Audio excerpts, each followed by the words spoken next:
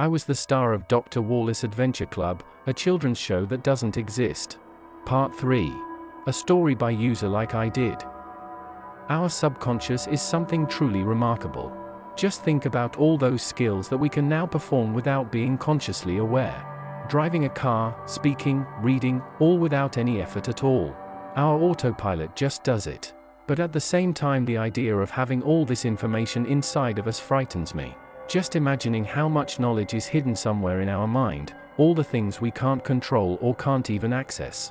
It makes you wonder who is really in charge of yourself.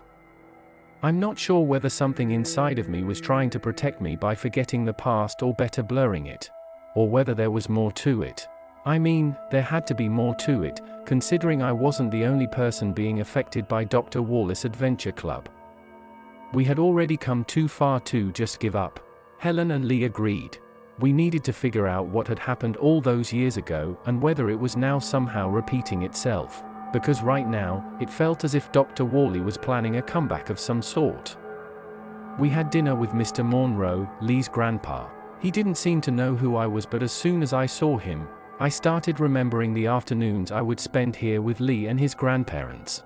I even believe that Janie and Millie were here from time to time. I didn't ask Mr. Monroe about it, however. Lee said it's better not to ask him about things from the past as it agitates him sometimes. So we had a nice dinner and played some card games, after which Mr. Monroe went to bed. It was already pretty late at that point and Lee invited us to stay.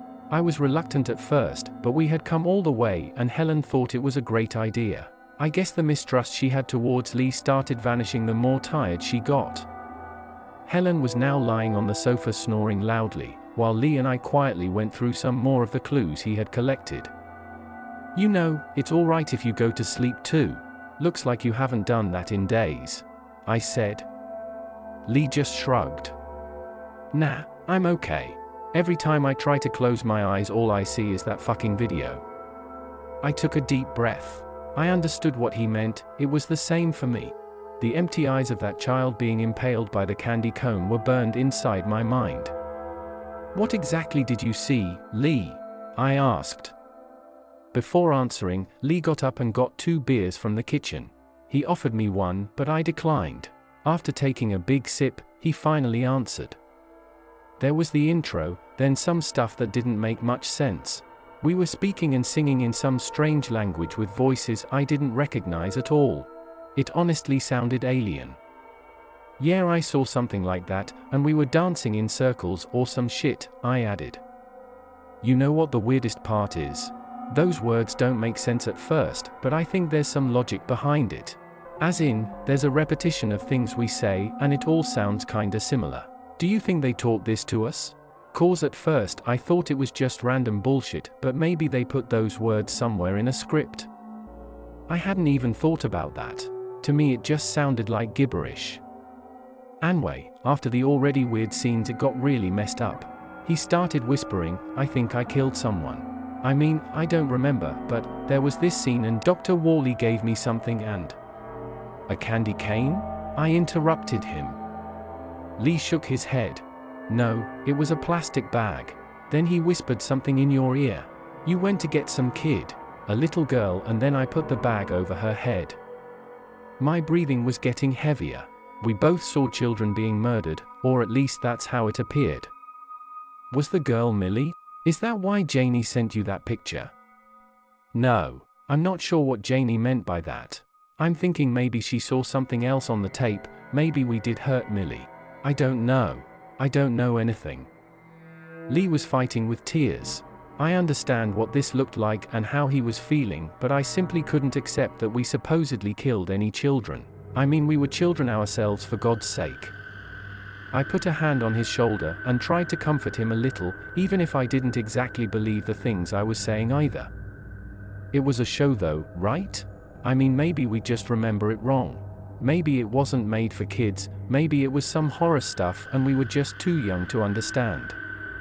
"No," Lee interrupted me, "because, after that scene, the camera got really close to my face, the morphed face, and it said that it was my fault that my parents died and that I should follow them." He took another sip from his beer. "They died in a car crash. What I'm trying to say is that the video was too personal. It wasn't just a scene, it was talking to me. Thinking about it, the things I said towards the camera were pretty personal as well, even if they weren't as painful as what Lee had to witness. But Helen didn't see that when she watched the tape. And neither did I. That thing is somehow cursed, it's not real, I tried to argue. Or maybe it shows us the things that we forgot, events that really happened. And Helen doesn't see it because she wasn't there. Lee replied. Okay, then how about we watch it now? Together? We'll know whether we are seeing the same things, right? I suggested. I knew I had to watch this again, and doing it with Lee, who was an actor in the show like me, made this just a little easier to handle. We turned on Lee's TV and turned the volume low enough so we wouldn't wake up Helen, but loud enough so that we might be able to hear the made-up language. Lee suggested to film it with one of our phones so that we could try and unscramble the language somehow. The melody was really starting to fuck me up. The next parts were exactly the same stuff Helen saw. This was exactly the scavenger hunt episode that Helen and I had seen. You know, maybe we did imagine things when we saw it. I don't know how, but... Stop! Helen shouted from the sofa. She was sitting up straight now, shaking and breathing heavily. It wasn't my fault. It wasn't my fault, she muttered. Shit, it's fine. You're okay. Try to breathe, slowly. I walked over to the sofa and took her hand. Her heart was beating like crazy. It was probably a nightmare, you're safe, Lee said, and came closer as well. Helen furiously shook her head. It wasn't. I saw it. I saw him. Who? Both of us asked at the same time. After a moment, Helen's pulse became slower again and she slowly calmed down. I woke up when I heard the jingle. To be honest, I just wanted to see how you guys were reacting to the thing. 'Cause you saw different stuff when you watched it. She took a deep breath, but then it changed. It was different. You don't have to tell us if you don't want to, we get it, Lee said. It's okay. I was pretty drowsy, so at first I thought I was just imagining things. The children, well, you, were talking nonsense again, but then it changed. Dr. Worley invited a child inside. Lee and I shot each other a knowing look. We were both afraid of what Helen might say next. The boy looked like a patient we had. He was the first person I ever saw die. It broke my heart and my spirit back then. You have no idea how hard that job can be. It's not possible, Helen, you were just sleepy, maybe you imagined something. Lee tried to comfort her. But the worst part was seeing you, Alex. You came really close to the camera, and then you told me it was all my fault. The next morning, we made a plan. We looked up Larry's Wine and Dine and realized that it wasn't that far away from here. It was actually in one of the towns Helen and I passed on our way here, Marden. Marden? Fucking Marden? I exclaimed. Well, now we know for sure that it's a trap. Why else would they air it where we live? Marden isn't even in the same state, Helen said. And as if that wasn't strange enough already, Larry's had only opened about 2 weeks ago. Are you guys sure it's a good idea to go there? It's pretty damn obvious it's a trap, Lee said. We were already in my car, driving through the alley surrounded by nothing but trees. I asked Helen if she wanted to go home after last night. I offered her to take my car and leave. I was honestly feeling terribly guilty to have sucked her into this madness, but after the initial shock wore off, she was even more determined to solve this mystery. I think that video made it personal for her. I had been too afraid to say these words out loud just yet, but there was something else that I started worrying about. Helen didn't just see a man in the video, it was someone who really died. Did that mean that the children Lee and I saw really died as well? Did we just forget? Hopefully we would find some answers at Larry's Wine and Dine. We weren't gonna go inside. It still felt like a trap, but driving there in the middle of the day, just to see what that place seemed safe enough. We parked far enough away so that whoever was in there wouldn't see us. It looks more like a diner though, doesn't it? The aesthetics don't really match wine dine, Helen said. And it's kinda old school. I can't really recognize any people inside though, it's too far away, I added. But check out the walls, Lee said. They were purple, a very familiar shade of purple. Guys, Helen whispered. Do you see that man behind us? I turned around and saw a man in his 40s sitting on a rusty bike. His face wasn't pointed towards us, but instead it looked as if he was staring inside the diner. He was wearing sunglasses and his hair was shorter, but I would recognize that face anywhere.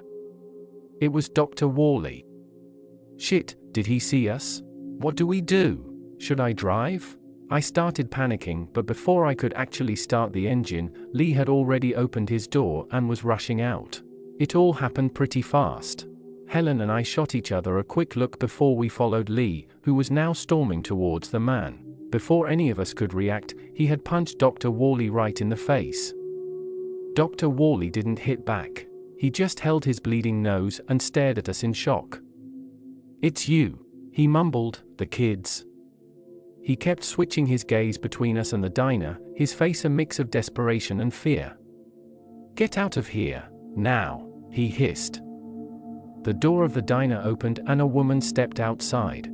She must have spotted us because she shouted something inside the diner, but it was too far away for us to hear what she said. Something strange was going on, that much was clear, but I wasn't sure anymore who we needed to be afraid of. "Guys, I think we should get the hell out of here," Helen said as she rushed towards the driver's seat of the car. I took another look at the diner where the commotion was getting bigger. I'm not sure if I would end up regretting this, but as I looked at the man with the bleeding nose, I knew that he would have some answers for us. "Grab his arm, Lee. Worley is coming with us." That is the third part of this story. What did Helen really saw on the tapes? Who did she saw? What did Dr. Worley mean when he said to the trio to get out of the vicinity? Where do Alex, Lee, and Helen take Dr. Worley to? To learn on what will happen next on this story, share and subscribe this channel and turn on the notification bell so you don't miss any of the updates from us. And also, like and share this video and comment down below on what of content you want to see next. Thank you for tuning in on this episode from us, the Double Dutchman. Till our next episode, we'll see you there.